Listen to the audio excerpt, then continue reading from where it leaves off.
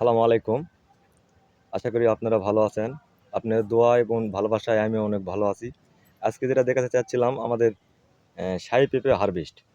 কীভাবে আমরা হারভেস্ট করেছি এবং কী পরিমাণ আমাদের হারভেস্ট হলো সেই বিষয়গুলো নিয়ে আপনাদের দেখাতে চাচ্ছিলাম।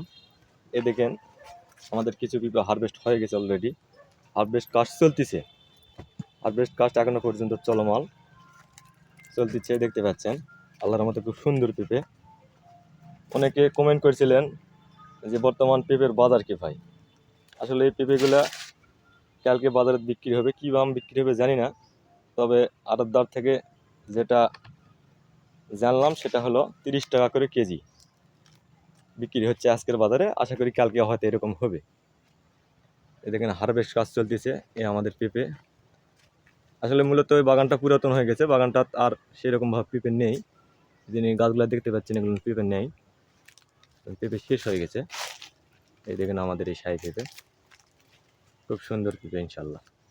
আপনাদের যদি পুরা বাগানটা আমরা দেখাই, এদের পেঁপে শেষ, একবারে শেষ প্রান্তেও এই বাগানটা থেকে আল্লাহর রহমতে আমাদের টাকা আসতেছে।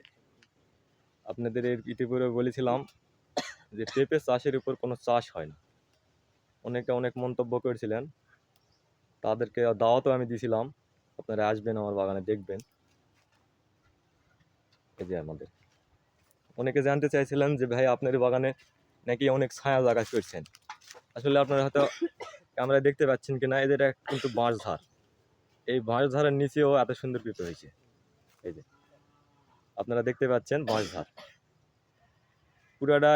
পুরাটাই বাঁশঝাড়। দেখেন, খেয়াল করেন, গাছ প্রচুর, চতুর্থ সাইডে জমির বড় বড় গাছ দেখা পাচ্ছেন। এই যে গাছ এবং বাঁশের ঝাড়, এর মধ্যে দিয়েও আমাদের খুব সুন্দর পরিমাণ পেঁপে হয়েছে। এত পরিমাণ পেঁপে হয়েছিল যে আমাদের পেঁপে ভারে অনেক গাছ আমাদের ভেঙে গিয়েছিল। এ দেখেন, এই যে গাছের নিচেও সুন্দর পরিমাণ কিন্তু পেঁপে। এই দেখেন এখনো পর্যন্ত পেঁপে। এই যে আপনারা অনেকে বলেছিলেন যে এ দেখেন আরেকটা জিনিস দেখেন, এখানে আমার কিছু গাছ এখানে ঝড়ে ভেঙে গিয়েছিল। ওই যে আপান যে ঝড় ছিল, ওই ঝড়ে ভেঙে গেছিল। ওখানে আমি পেঁয়াজ রোপণ করেছিলাম, মার্শাল্লাহ খুব ভালো পেঁয়াজ হয়েছে, খুব সুন্দর পেঁয়াজ। ইতিপূর্বে আপনাদের বলেছিলাম যে কৃষি আসলে জানে বুঝে করলে লস হয় না। আপনারা আরেকটা জিনিস দেখতে পাচ্ছেন যে আমি শুধু পেঁপেই চাষ করি এরকম বিষয় না।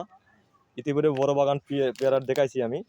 এই দেখেন দেখেন ছোট গাছ কিন্তু আমি রোপণ করে ফেলছি, কারণ আমার পেঁপে চলবে, এর ফাঁকে আমার পেয়ারা গাছটা হয়ে যাবে। পেঁপে শেষ, পেয়ারা হারভেস্ট শুরু হয়ে যাবে।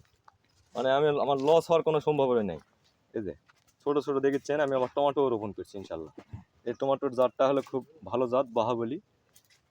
আপনারা ইতিপূর্বে অবশ্য জানবেন যারা দেখছে। ওটা অত ভালো হয় না, এর কারণ আমাদের ব্যবহৃত যে ফোন, সেই ফোন থেকে ভিডিও করা, আমাদের কোনো ক্যামেরা নেই এবং ক্যামেরাম্যান নেই। এই জন্য ইতিপূর্বে যে ভাই আপনি যে চারা করতেছেন, এই চারার আসলে বীজের উৎস কোথায়? যদি আমি আপনাদের উৎস দেখাই বীজের, এই যে এই দেখেন এখানে কয়েকটা পেঁপে দেখতে পাচ্ছেন, পুরো গাছে কিন্তু পেঁপে নেই। এই কয়েকটা পেঁপেই কিন্তু এই গাছ থেকে আমরা বীজ সংগ্রহ করবো। এই যে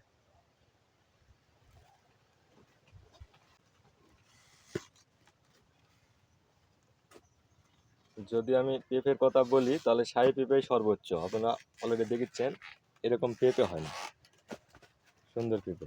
এই যে পেঁপেগুলো আমরা চলে যাচ্ছে এখন বাসায়, আগামীকালকে বাজার যাচ্ছে ইনশাল্লাহ। ভালো থাকবেন সবাই, আসসালামু আলাইকুম।